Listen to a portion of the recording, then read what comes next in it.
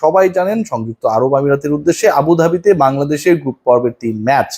প্রথম ম্যাচে 11 তারিখে হংকং, এরপরে বাংলাদেশ আফগানিস্তান এবং তারপরের ম্যাচে মুখোমুখি হবে শ্রীলঙ্কার 16 তারিখ। অর্থাৎ সেপ্টেম্বরের 16 তারিখ পেরোনোর পর বাংলাদেশ আর কোনো ম্যাচেস খেলবে কি খেলবে না সেটা ডিসাইড হয়ে যাবে বাংলাদেশ গ্রুপ পর্বের অন্তত প্রথম 3 ম্যাচের প্রথম দুটায় কেমন ফল করে সেটার উপর।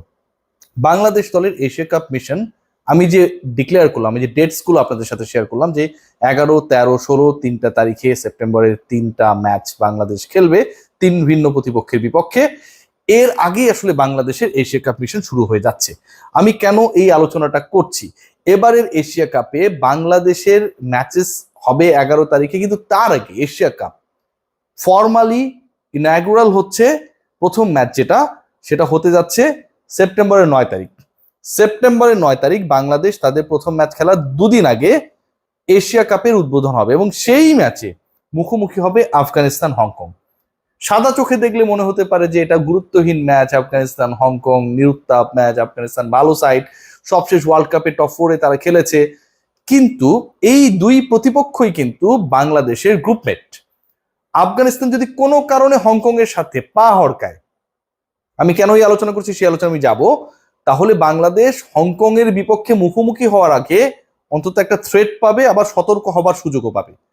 একই সাথে আফগানিস্তান যদি প্রথম ম্যাচে জিতে যায়, হংকং হেরে যায়, সেক্ষেত্রে বাংলাদেশ একটা এক্সট্রা কনফিডেন্স নিয়ে নামবে এগেনস্ট হংকং। হংকং যদিও এত আলোচনার বিষয় না। আপনারা বলতে পারেন রিয়াসাত ভাই এত হংকংকে নিয়ে আলোচনা করছেন কেন? কারণ বাংলাদেশ এই আরব আমিরাতে গিয়ে ইউএইর বিপক্ষে, স্বাগতিকদের বিপক্ষে এর আগে টি-20 সিরিজে হেরেছিল। আমরা জানি বাংলাদেশ ইউএসএ তে গিয়ে গ্লোবাল ইভেন্টে অংশগ্রহণ করার আগে যে প্রস্তুতিমূলক সিরিজটা খেলেছিল ইউএসএ এর বিপক্ষে, সেখানটায় বাংলাদেশ সিরিজে হেরেছিল। সো বাংলাদেশের রিসেন্ট পাস্টে এমন কিছু কিছু এক্সপেরিয়েন্সেস রয়েছে এবং দলটা অলমোস্ট সেম যেখানটায় এরকম ঘটনা ঘটেছে। হংকং আফগানিস্তান ম্যাচ বাংলাদেশকে অন্তত একটা ভাইবস দেবে। আফগানিস্তান জিতলে বাংলাদেশের জন্য তাদের কাজটা আরো বেশি ইফেক্টিভলি কঠিন হয়ে যাবে, অথবা গুরুত্ব বেড়ে যাবে যে কোনো ধরনের ছাড় দেয়া যাবে না। জয় একরকম জিনিস, আরেকটা হচ্ছে দাপুটে জয়। আফগানিস্তান যদি বড় জয় এনশিওর করে, বাংলাদেশকেও বড় জয় এনশিওর করতে হবে।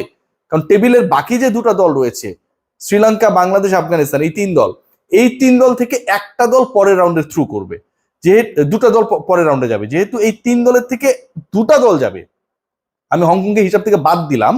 সো এই 3 দলের অন্তত একটা দল বাদ পড়বে, হয় শ্রীলঙ্কা অথবা বাংলাদেশ অথবা আফগানিস্তান। এবং সবাই কমনলি যদি ধরে নিই যে হংকং এর বিপক্ষে জয় পাবে, তাহলে কিন্তু এদের হেড টু হেড এবং হংকং এর বিপক্ষে জয়ের ব্যবধানটা কেমন হলো সেটা কিন্তু অনেক বেশি গুরুত্বপূর্ণ হয়ে যাবে। কারণ একটা পর্যায়ে গিয়ে এমন হতে পারে যে 16 তারিখে বাংলাদেশ তাদের লাস্ট ম্যাচ খেললো ঠিকই, কিন্তু 18 তারিখে শ্রীলঙ্কা আফগানিস্তানের যে ম্যাচ রয়েছে সেই ম্যাচের ফল কি হয়, সেই ম্যাচের রান রেটের হিসাব নিকাশ কি হয়, সেটার উপর ডিপেন্ড করে নির্ধারিত হতে পারে বাংলাদেশের গ্রুপ থেকে কোন দুটা দল টপ 4-এ যাবে। আলোচনাটা কিন্তু খুবই সিরিয়াস। এই পার্টিকুলার ম্যাচকে কেন্দ্র করে অথবা এশিয়া কাপকে কেন্দ্র করে আরো কিছু কিছু জায়গা রয়েছে যেগুলো আসলে সিরিয়াস ডিসকাশনের দাবি রাখে। সবশেষ শেখ জায়েদ স্টেডিয়ামে যে 10টা ম্যাচ হয়েছে, আপনাদেরকে একটু জাস্ট ওভারভিউ দেওয়ার চেষ্টা করছি আমি। সেই 10 ম্যাচে ইন্টারেস্টিংলি 7 বার যেই দলটা চেস করেছে সেই দল জিতেছে। এবং সবশেষ যে 8টা ম্যাচ হয়েছে, সেই 8 ম্যাচের মধ্যে একবার মাত্র আগে ব্যাট করা দল জয় পেয়েছে। তার মানে যে স্টার্টটা এই মুহূর্তে সবশেষ অন্তত 8 ম্যাচ বা 10 ম্যাচের ক্ষেত্রে আমরা পাচ্ছি, তাতে toss will be very much important for Bangladesh in every match. শ্রীলঙ্কার এগেনস্টে বলেন, আফগানিস্তানের এগেনস্টে, হংকং এর ক্ষেত্রে আপনি আগে হয়তো ব্যাট করলেন বা বল করলেন, সেটা ম্যাটার করলো না। বাট শ্রীলঙ্কা এন্ড আফগানিস্তান এই দুই দলের বিপক্ষে যেহেতু টস একটা ফ্যাক্ট, এবং সবশেষ 10 ম্যাচ বা 8 ম্যাচের স্টার্টে দেখাই যাচ্ছে 8 ম্যাচের মধ্যে 7 বারই চেস করে জিতেছে, 10 ম্যাচের মধ্যে 7 বারই চেস করে জিতেছে। So chasing is important. Toss জিতে আগে ফিল্ডিং করাটা খুব বেশি গুরুত্বপূর্ণ। সেই জায়গাটা কিন্তু বাংলাদেশকে অনেকটাই লাকের উপরে ডিপেন্ডেন্ট থাকতে হবে। রান স্কোরিং এর ক্ষেত্রে যদি আমরা দেখি, 2021 সালের পর মানে শেখ জায়েদ স্টেডিয়ামে 200 পেরোনো স্কোর টি-20-তে, যেটাকে ম্যাজিক ফিগার বলা হয়, হয়েছেই মাত্র দুটা। একটা 2013-তে, একটা 2021-এ। 2021-এর পর থেকে 2025 এই যে সময়টা গেছে, এর মধ্যে প্রায় 40-45টা টি-20 হয়েছে, কিন্তু 200 ক্রস করা কোনো ইনিংস নেই। 200 ক্রস করা কোনো ইনিংস নেই। ইট রেফার্স যে আলটিমেটলি বাংলাদেশকে যদি আপনি আগে ব্যাট করেন, যেহেতু চেজিং এখানটা ইজিয়ার, আপনাকে অ্যাটলিস্ট স্কোর বোর্ডে 180 অ্যারাউন্ড একটা টার্গেট পোস্ট করতে হবে ভাই, নো ডাউট। আপনি যদি এর থেকে কম টার্গেটে সেট করেন অথবা কম রানে গুটিয়ে যান, then it will be easier for your opponent to chase the runs. So অনেকগুলো ফ্যাক্টর রয়েছে। আমরা শুধু সাদা চোখে এশিয়া কাপ দেখছি, হংকং এর বিপক্ষে প্রথম ম্যাচ বাংলাদেশ জিতে যাবে, এরপরে আফগানিস্তান শ্রীলঙ্কা এক দলের বিপক্ষে জিতে গেলে টপ 4 এর ভিতরে অনেকটা এগিয়ে যাবে। সিনারিওটা কিন্তু অনেকটা এরকম না।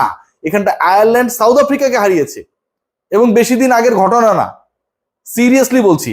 আমি যদি আপনাদেরকে স্ট্যাটগুলোর সাথে আরো কিছু তথ্য দেওয়ার চেষ্টা করি, যে সাউথ আফ্রিকান আয়ারল্যান্ডে যে ম্যাচটা হয়েছিল, সবশেষ 8 ম্যাচের মধ্যে যেই পার্টিকুলার ম্যাচে একটা দল প্রথমে ব্যাট করে জয় পেয়েছিল, 8 ম্যাচের 7টাতেই কিন্তু চেস করে জিতেছিল, সেই 8 ম্যাচের প্রথমে ব্যাট করে জেতা একমাত্র দলটা হচ্ছে আয়ারল্যান্ড, এবং তারা সাউথ আফ্রিকাকে হারিয়েছিল 10 রানের ব্যবধানে।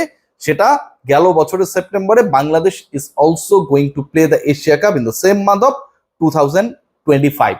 এক বছরের পরে সেপ্টেম্বর মাসেই বাংলাদেশ খেলতে যাচ্ছে। সো আয়ারল্যান্ড সাউথ আফ্রিকাকে এখানে হারিয়েছে। এখানে আফগানিস্তান তারা ইউএই এর কাছে হেরেছে সিরিয়াসলি 2023 সালে। মানে এখানে এমন এমন কিছু কিছু স্ট্যাট রয়েছে যেগুলো আলটিমেটলি আপনাকে চমকে দেবে।